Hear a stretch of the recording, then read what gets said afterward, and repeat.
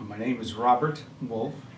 I'm a retired lieutenant, the USS Salmon, SS 573 out of San Diego. It was a different class, so you had to requal. Basically, as a submarine sailor, you're qualified on the submarine you're on, and so I had to go back through requals, and so you had a little bit of a stint, but it wasn't like you're coming on as a fresh non-qual.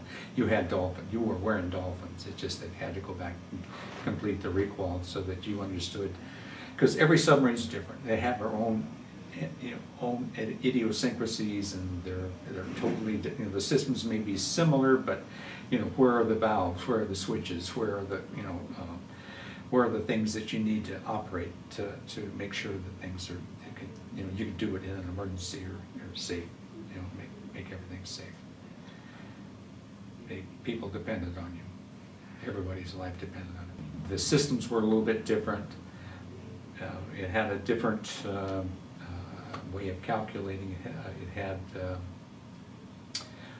wire guide capability torpedoes now instead of my first you think about on the Spinix, we weren't doing,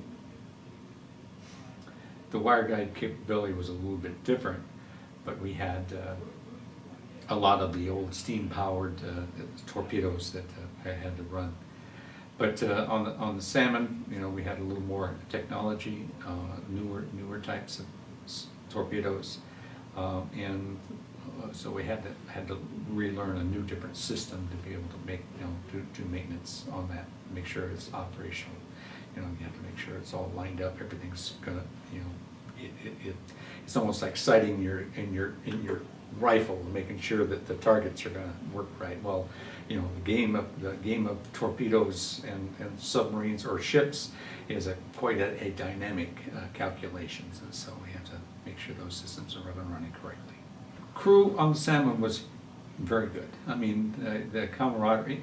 Okay, so you put 82 men on a thing that's long as a football field, and it's 27 feet in diameter,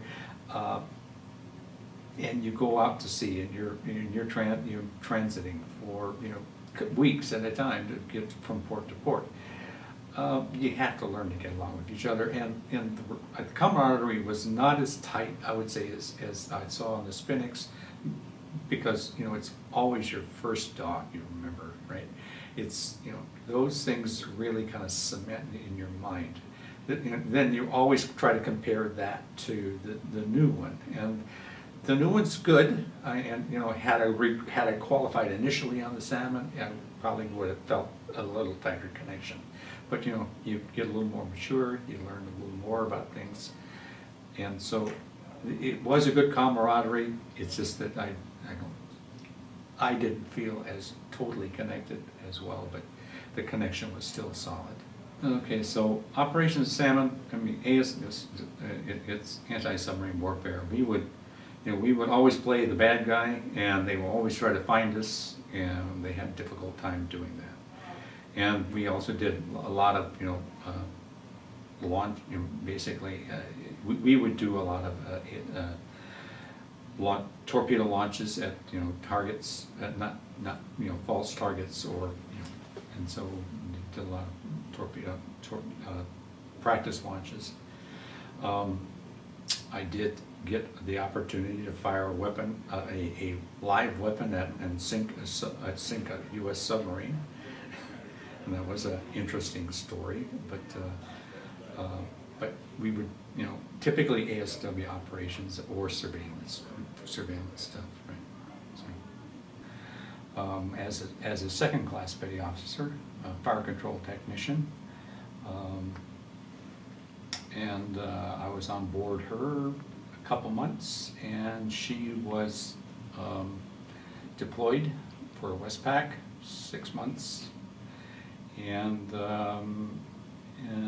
spent aboard her about 2 years, and took her into the Hunters Point Naval Shipyard for repairs, and then I went on to FTB school in Great Lakes.